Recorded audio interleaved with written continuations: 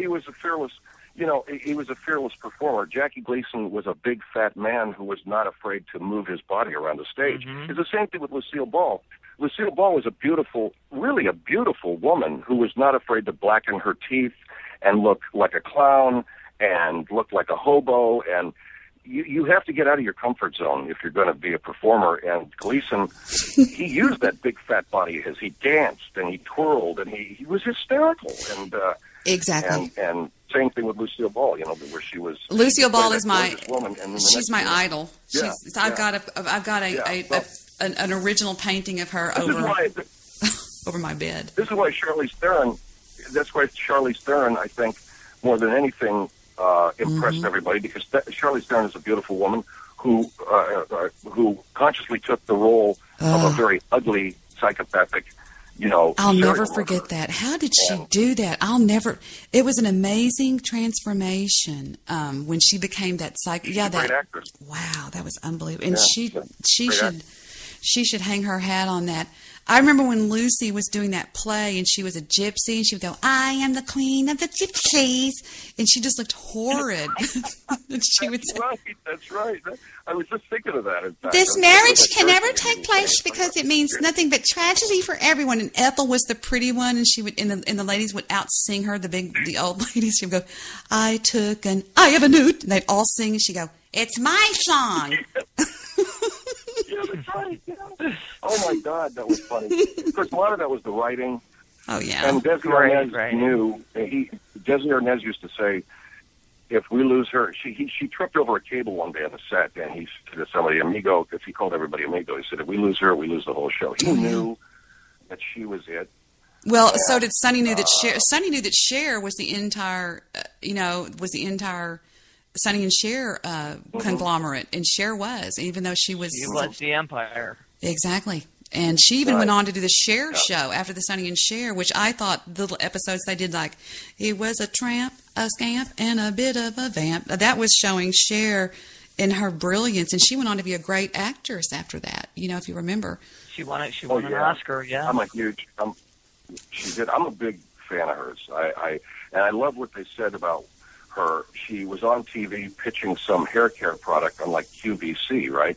And someone said to her management, "Oh my God, what's wrong with her? She's an Academy Award winner, and she's on the QVC." And they simply said, "You know what? She makes her own rules. She knows how to make fucking money, you idiots." Yeah, she's an entrepreneur. Exactly.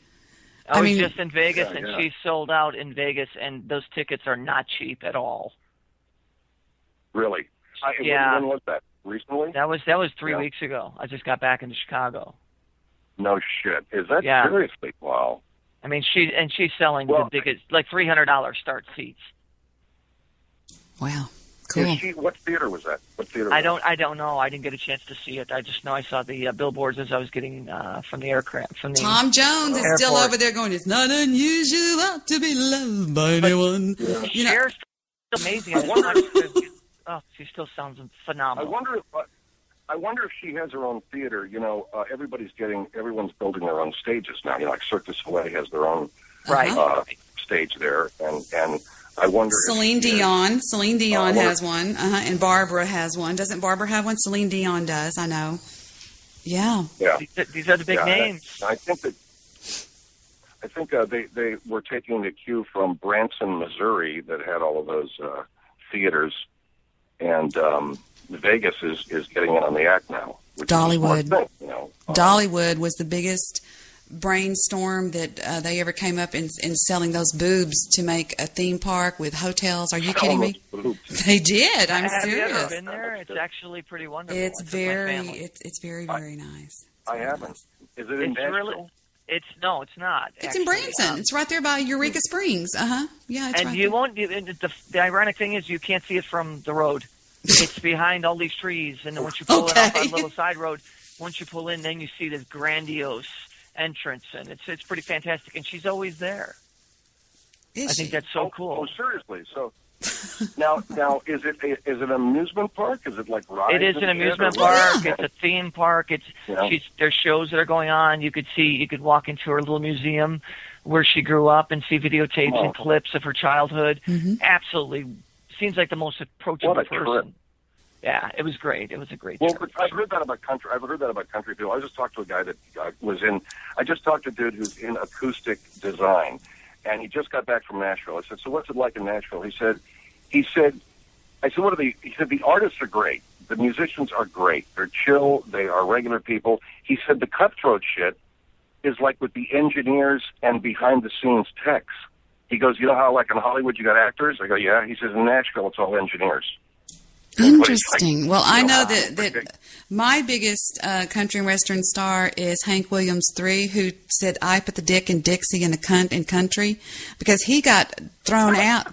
That's a song. He got thrown out of, and he sounds just like his grandfather, Hank Williams.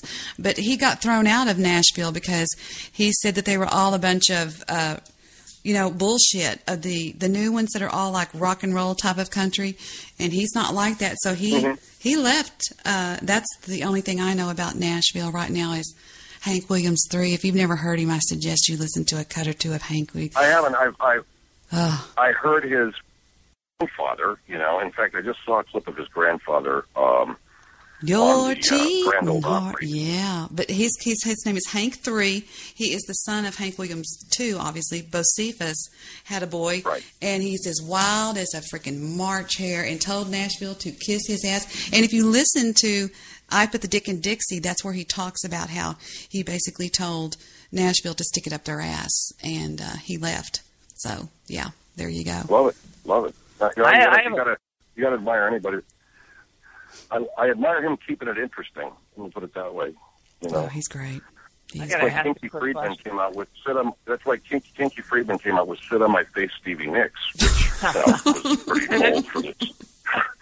Pretty bold for its time. Hey, Stevie Nicks still looks damn good for however old she is. I'll tell you that. 64? Whatever. She looks Stevie good Nicks as still shit. She's 61, I think. She's 61. She's still great. Anyway, what were you going to say, Steve? I was going to ask, what kind of music does Phil Hendrie listen to? Well, I've gotten very much into hip hop because it reflects there's an anger there that absolutely is my voice. So I love and this is going to sound really insane, but I actually like Lil Wayne because he's got a real sarcastic. Did you hear that? Did you fucking hear Lil Wayne? I fucking love this. Is stupid. This is crazy. This has got to be. This is your brother separated at birth. You got to be something like my fucking twin or some shit. I don't know what it is. It's crazy. Let's do some DNA swaps right now. Damn. I like Lil Wayne. I like Kevin Gates. I like this new Kevin Gates. I like hip hop, and then I like my all-time favorite music is blues and R&B. But I also have been listening to some metal. I listen to Avenged Sevenfold. I like my daughter's favorite band. Avenged Sevenfold. I like Sleeping with Sirens. I like they're interesting. So I try to. There is definitely a day when I'm driving on the road and I listen to nothing but metal. And then there's definitely those days, like Kendrick Lamar is another hip-hop artist that I really like. And then there's Stevie Ray Vaughan days and Paul Butterfield and the blues band days. I'd say those are the three areas for me. Jazz, I will always love jazz. But me too. Not any real jazz. Yeah. I'm a drummer, but that's why. I just love the drums. Yeah. Well, I'll tell you something. Yeah. You play some when your show comes on and we're sitting there just listening to music and watching you kind of fiddle faddle around and look at things like you're all in deep thought. Yeah, I'm always saying, boy, he is as hyper as I am. You're just like you're just like hyper. I can tell that you were. That's the one sign of intelligence. No, seriously. But I was telling Victor, you play some of the most. Who picks out that music? Is that you? Some of that out? Because it's really great. That's what I'm saying. I pick it out. Yeah, it's just. Oh, thanks. I got a lot of classic rock, obviously, in my background, but I try to. I'm such a I'm really sort of just a curmudgeonly guy. So the only way that I can keep in touch with the culture is through music, and so exactly. I listen to the edgiest shit that I can find, which is definitely hip hop. Are you familiar with Lil Wayne's? Are you familiar with Lil Wayne's song "Drop the World"? I'm going to pick the world up and drop it on your fucking head. It's unbelievable. I haven't heard that. Oh, it's one of his it's one of his newest ones. I have it here on my switchboard. He says, you take the sunshine, I'll take the rain. And he goes, because I'm going to pick the world up and I'm going to drop it on your fucking head. He's talking about the industry and things like that. But yeah. Oh, absolutely. Yeah. And he wrote it while he was in prison. He definitely, yeah. When he gets pissed off, I like that, you know, and because I feel the same way, you know. Wow. And I like, for the same reasons, I like, I don't know, man. You know, just like I said, I mentioned Kendrick Lamar there, and Kevin Gates is great, and those are the new guys that are out. But yeah, I think Lil Wayne. And when I used to say that, you know, you see Facebook, you know, Debbie, you and I got to know each other on Facebook. Facebook is really kind of like white people country. You know, if I throw a hip hop video up, I get all these assholes, you know, just out of the woodwork, all these assholes. What the fuck is this shit, you know? And yeah, but it's not only white country, it's white fucking supremacist country. I mean, it's like people are on there going, no. I know exactly what you're saying. Are you familiar with a comedian named, who's the one that's always all pissed off? He's like, I play him all the time. I'll never can think of him. I'm so goddamn bad with names. I'm horrible with names. He's Jewish. He's a comic. Oh, he's a comedian. He's amazing. He's always pissed off. His name is Louis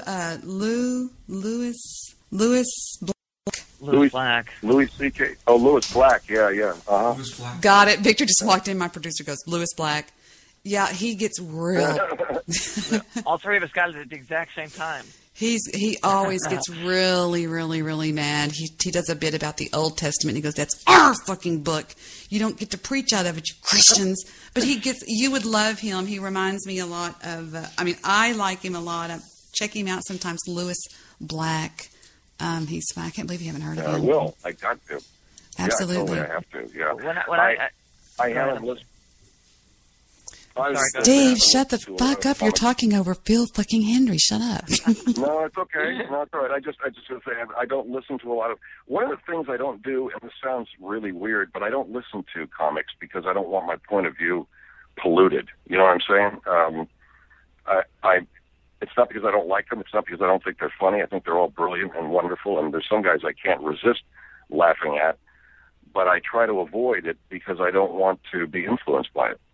If there's something that you liked and they shit on it, you're going to go, well, fuck, do I really like that? You know, I mean, is that what you're talking? That kind of point of view?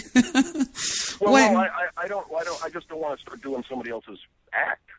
More to the point, I just don't want to do it. I just don't want to have someone else's point of view. I just, you know, and it happens. You know, we get influenced by people. The next thing you know, you're doing their humor. You're doing something that they did.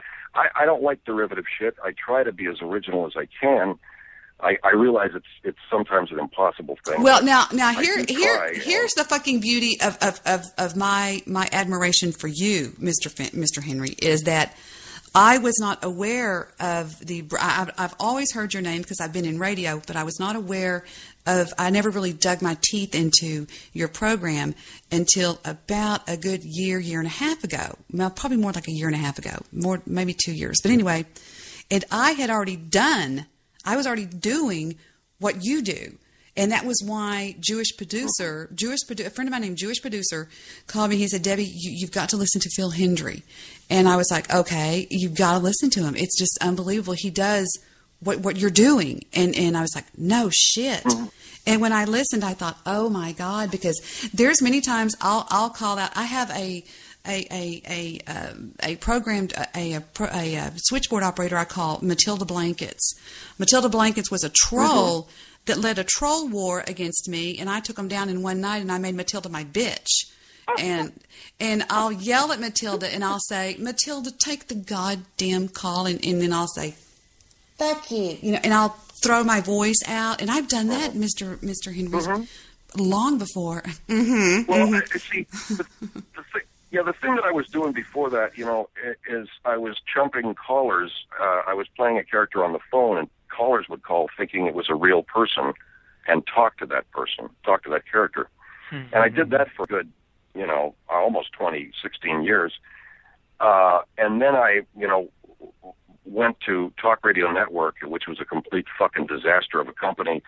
And, really my affiliates and my caller base dried up. So I couldn't rely on that every night of having callers call in and think they're talking to a real person when they're not. I had to take those characters and let them stand on their own somehow. And so my first thing was I'll just like it's a morning show. There's a bunch of people sitting in the studio and they're all talking to each other. I love that you did that. By the way, I want to tell you that before I forget. I love that you took it one step further and took it to where it's like a panel in there, and with Margaret, Margaret and all of them in there, and that's great. That is great that you do that. I've often thought what would be great for your show would be to have, and maybe you've done this, I don't know, but for your app, maybe to have a little picture that's got the caricatures of that was my dog, of all of them on, like a little tiny little billboard about the size of a business card, and have, not necessarily Bobby and Steve, but the ones that are in the studio with you, the panel, which would Margaret, just think of what she would look like, and have them all together, just a big head shot of them. I think that would be great. Seriously. I think that's a great idea. Yeah. We're actually developing an animated show. We have an artist and we've got a bunch of characters, and right now we're doing this. I'm trying to get an animated show made. I'm trying to get an animated pilot made. Yeah, I read that. And, I read about that. That's amazing. Yeah, and we'll see. Well, we'll see if it happens. If it doesn't, then certainly there's lots of places to go. But we have an artist. Have you ever thought about something like, remember the guy that used to go, "We've begun, 90 seconds. Oh, that's just another network. You remember the Bill Cosby characters? They were all children. Have you ever thought about maybe doing something like Little Philly or something like that? A young one? His slingshot in his back pocket. Well, the youngest character we have is this character named Justin McElroy, who's a teenager. He's based on my two stepsons. No. But we don't have really a small child, I think it would be funny. I think it would be funny to have them all like that, maybe, or something. I've thought about doing that, to have a little Debbie and then a little bit, and have all the characters. You know what I mean? Little Debbie. I think that's a great idea. You argue with, it's like a miniature version of yourself, a younger version of yourself. Yeah, but I'm like Lucy. I'm the bitch. I'm like Lucy on Peanuts. I'm the one that holds the football and goes, "You're a blockhead, Charlie Brown." I'm a real bitch about it, is what I'm saying. I think that would be really. You can pull it off. Yeah, and I think that would be funny to do on you too. I think that would be great. Welcome, Iggy's mom. This is the real Phil Hendrie. Actually, this is Mr. Phil Hendrie himself. The genius himself. Yeah. I'm sorry if I didn't call in. I'm sorry I didn't call in earlier, and I didn't want you to look bad to your audience or anything. But we'll get that check over. Seconds. Shut up. We'll get that check over to you as soon as possible for you to call. No, I'm joking. I'm so beat up from not sleeping last night. I did this Bobby Dooley show tonight. I know. I just decided to do that, and And so then I start doing a bunch of shit that I do after I get off the air. I totally tried to call you, and the lines were just jammed up, girl. So, you were doing something there. Can I ask him a real quick question while you're thinking about that? Yes, just don't bloviate. Yeah. No. George Carlin. George Carlin is really big to you, isn't it? Isn't he? Yes, I think he's brilliant. I wouldn't say that he was a big influence. I would say that I think he's just a smart, funny. He was a smart, funny, great man. Absolutely. I would say that the comics early on that influenced me more than ever was Lenny Bruce. When I heard Lenny Bruce for the first time, I was completely floored.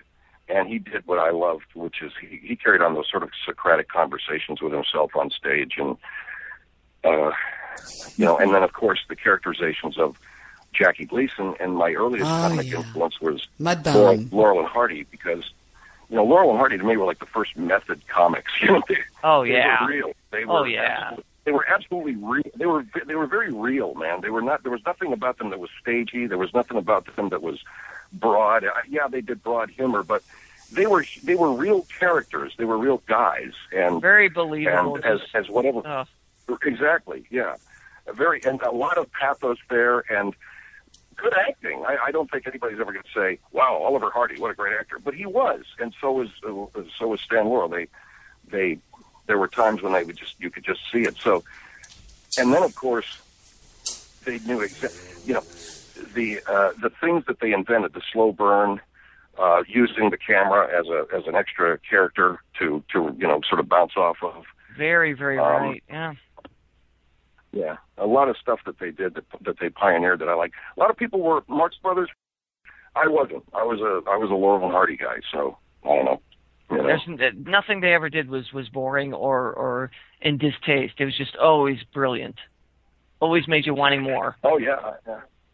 And I think if you talk about the comics from the 70s, the bigger influences on me were guys like the Firesign Theater, which was Peter Berg and Dave Osborne and Phil Austin, guys like that, and then Credibility Gap, which was Harry Shearer and David L. Lander, and then National Lampoon Radio Hour, which was the Saturday Night Live guys before they went to TV. They were doing radio. Right. John Belushi and those guys.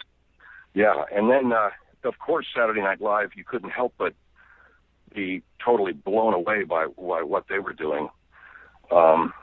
Didn't they just change the landscape of TV? Do what? Oh, Saturday Night Live. Saturday Night Live, I can tell you because I was there. You'd be in a bar on a Saturday night at 11:15, and the bar would clear out because everybody was going home to watch Saturday Night Live. Or you'd be sitting there going, "What time is it? It's 11:20. Oh shit, Saturday Night Live!" It's one of those things. Just get in the car, let's go. Wow.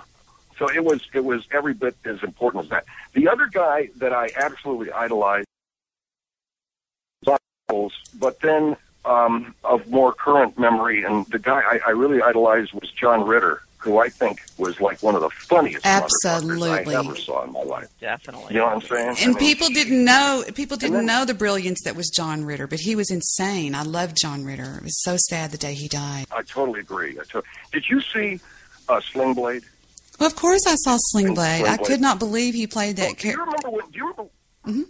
Yeah, when he first made his appearance in that movie, I didn't even know it was him. No, he was very heavy. I didn't recognize him. He played a very sullen person he was the director of the hospital that Sling Blade was in, or what was he? He was like his overseer or something. What was he? He was a grocer. He was the owner of a store. That's right. With a butch cut. That's right. And I was sort of, wait a second, that's John Ritter. I mean, that was a great character. He looked like an old man. He looked like your father or your uncle or something. Yeah, absolutely. I thought he was great on Three's Company. I mean, ridiculously funny. That was hysterical, that show with him. Just his expression. Hysterical. Now, speaking of Saturday Night Live, you do know that the character that did Coffee Talk, she'd say it was by the guy that's... here I go with fucking names again. Who does the Fockers? Meet the Fockers. His mother, Ben Stiller. No, not Ben Stiller. No, not Ben Stiller. Did you see the movie? I'm just going to switch. My brain's like yours. It just goes crazy. Did you see the movie Campaign with Will Ferrell and that Flockanakalopolis guy on there? I love real satirical humor that's where they're pretending to be serious about something, but they're really not serious about it. If you ever get a chance, you might want to write down on YouTube, check out a series that they're doing over there. Will Ferrell's doing with the guy on Campaign. That's the funniest freaking movie I've ever seen. But the guy, anyway, he does a thing called Between the Two Ferns, and he's on this stupid, shitty. Okay. Oh, I know who that is. That's Zach. I know who that is. Zach How do you say his name? Zach Galifianakis. There you Zach Galifianakis from Hangover. Oh, my God. Oh, you got to see him and Will Ferrell in Campaign where they go up against each other. And Jesus Christ. It's got to be one of the funniest movies. I'm not kidding, Phil, and I never say this because I was stuck on Blazing Saddles most of my life. But I'm telling you, I think this has moved up into the number one slot. You've got to watch Campaign. Get it on Netflix. The next thing that you do. I will. That's all. It's unfucking believable. You will die. You will die. Jimmy Pardo does his podcast-a-thon, and I was over at the Acme Comedy. Well, it was just that he raises money for Smile Train, and Zach was there, just rapping with Jimmy. He does 12 solid hours just talking to comics and people. And I was there early, and then Zach Galifianakis was there, and then Andy Richter and a bunch of people. It's for Smile Train, but Well, I'm going to throw a name out at you, and I want to get your response. He was a character. He did a lot of characters. Red Skeleton. Do you remember? He's very. Yeah, I wasn't. I think he was really funny. He did not appeal to me at that age where you're watching a lot of TV and you're a kid and you're laughing your ass off at stuff. He was not one of those guys. He was like more. He did Clam Cadiddle Hopper and stuff like that. And you don't get any better than the likes of John Belushi. I mean, he was a freaking nutbag. Over on YouTube. Crazy. They've got his audition tape for Saturday Night Live for when he was in Second City.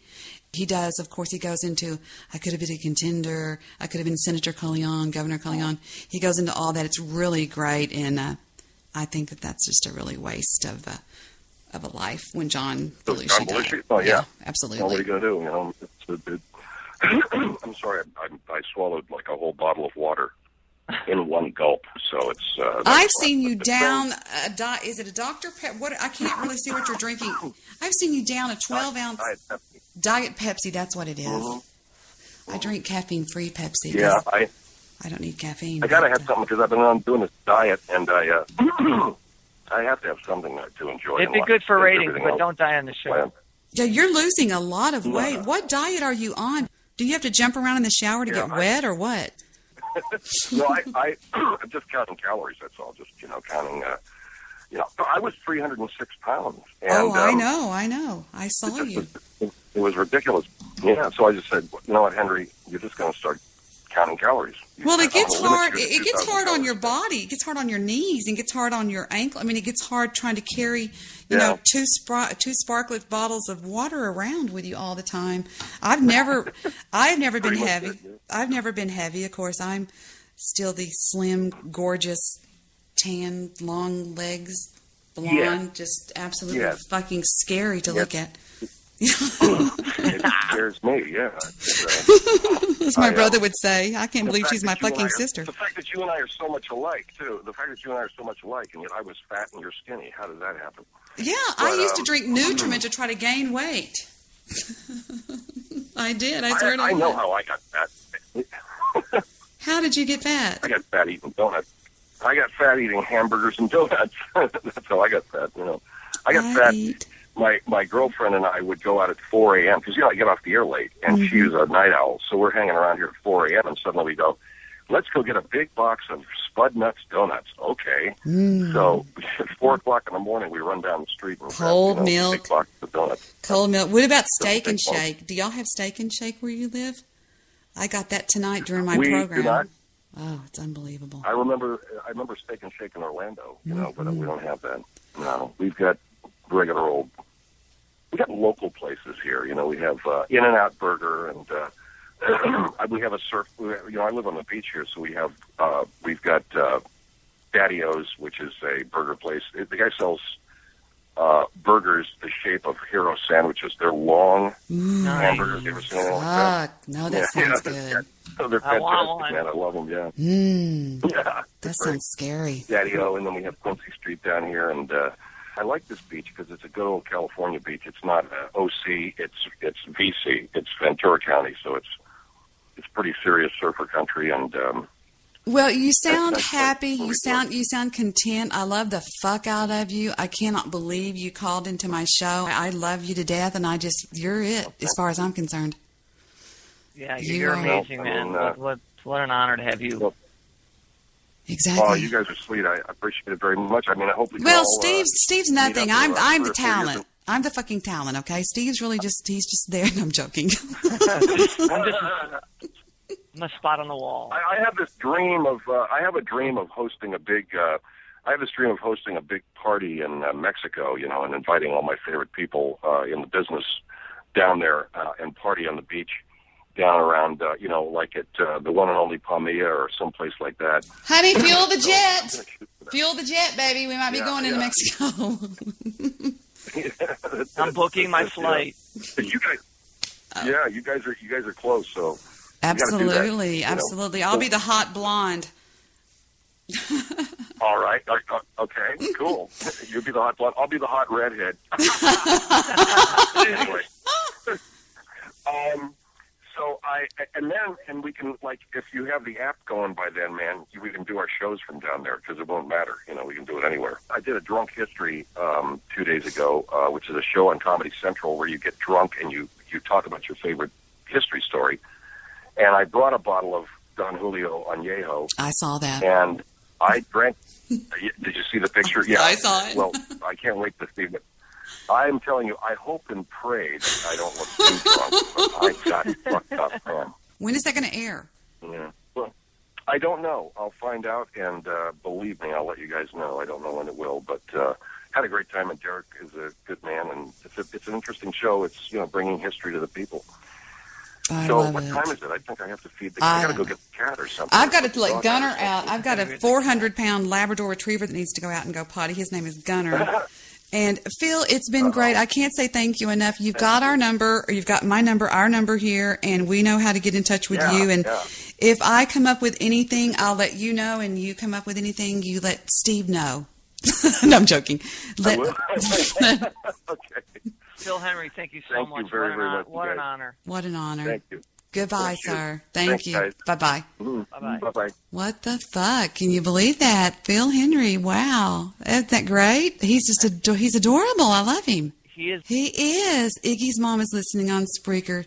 You know what Iggy's mom is? I thought that she had a son named Iggy, and Iggy is actually a miniature racing greyhounds. Yeah, greyhound. Yeah. She has Iggy's. She is an Iggy mom. She was listening over on the Blog Talk Radio chat room and talking to us over there. No, it's going to be 30 minutes. It turned out to be an hour and 15. So what a gentleman. What a great guy. Well, I think that he was really having fun. Oh, absolutely. I agree with you. I think he was totally enjoying the conversation, and you could hear in his voice that he didn't want to leave.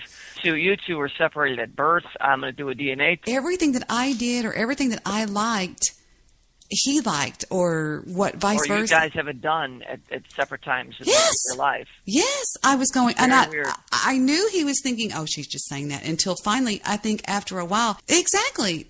And then he said something else. I'm like, that's Debbie. And then you're like, God damn it, that is me.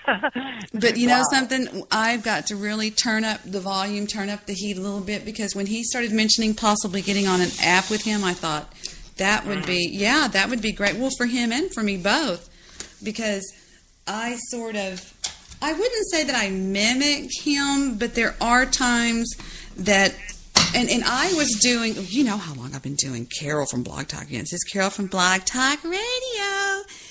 And Fufu, of course. I was doing that a long time before I ever really got involved. Was I right about Phil when I was telling you that, he's all this plus a bag of chips? No. Seriously, though. I mean, do you believe me? I mean, did I paint him right? Or you know what? He's more than that. It's unbelievably great. This guy was just so cool. And what a gentleman. I mean, what a sweetheart. He's not a prick at all, No, he's not. No ego. There's no ego there. Yeah. He's earned it the hard way. He's worked his way up. Thank you, David. David's in the chat room. Thank you. Yeah, I couldn't believe he finally called. He called us right after we get off the goddamn show. He's like, I'm ready to call now. And I'm like, fuck. What am I going to do? And so, yeah, I just had to go. But Steve and I just scrambled getting back on the air. I was like, I just got on really quick. It worked. It worked, though. We got it. Mr. Midnight Movie said, blow me radio. Yeah. He's silly. Yeah, I don't know about Mr. Midnight Movie. All I know is I just think he is precious. I think sometimes he just gets led down the wrong path listening to other people, but I don't know. I still love him. I'll always love him. He's my baby. I love him to death. He's a good guy. He's a real good guy. And I enjoy having conversations with him, that's for sure. Do you remember that he was really talking to you a lot? There was one point I was over here chatting with Victor, and y'all were just going back and forth about something. I don't know what it was, but Fight Club. Was it really? Fight Club, real life. No, we were talking about fighting and self-defense and. Oh no! I meant you and Phil Hendrie. Oh yeah, no, we get along very well too. I mean, it's just he's a good guy. He's the real deal. Class act. And I really was impressed that he was quasi-familiar with like he could just tell that with my work. I mean, because he's really a big shot, Steve. I mean, he's pretty big. He's pretty big. He was including you. He said that let's take the big four. You, me, and he mentioned 2 other people. Liz Wild, and another person called the Progressive Thinkers or the Progressive Talkers or something. Progressive something. Yeah. Yeah, I'm going to Google them and see what they sound like. But Liz Wild is a nutcase. She's gorgeous, gorgeous, gorgeous. I love gorgeous people. Oh, she is beautiful. She's one of my friends if you want to find her on Facebook. But she does just a nutty show, just a stupid, crazy show with a bunch of just nut bags on it, just talking about, like she has Blow It Out Your Ass Friday. And just stupid shit. You know, there's nothing there. It's just that, and that's what I think that people like to listen to. Sometimes see, that's the deviation from all this chaotic, crazy news and, war and then politics, when you could just go out here and have a good time. Exactly. There you go. And people, I think, by the time that they come to me and it's 10 o'clock at night or whatever. I mean, he even asked me what time I did my shows. I was going, oh, boy. But they're tired of the day bullshit. Put the kids to bed, get rid of the husband or wife or girlfriend, go into your room, close your door, have you a couple of Dr. Peppers or whatever you drink, and put on your headphones and listen to it and just laugh and be a part of it if you can. Add something, right? Without question. I mean, I love the fact that you two were separated at birth. I just think that that's cool. So many things in common. It was kind of weird. I've always said that everything happens for a reason, and I think that for some bizarre reason, I just start asking you on Facebook, to come back. I'm like, Steve, what have I got to do? And I send you this song that goes, I'm sorry, so sorry. That song was stuck in my head for 2 days, by the way. I sent him Peggy Lee's I'm Sorry video to say, I'm sorry. I said, I'll get on my knees and beg, bitch. Hey, I still have those. I'll keep that just in case you ever get pissed at me again. Remember this.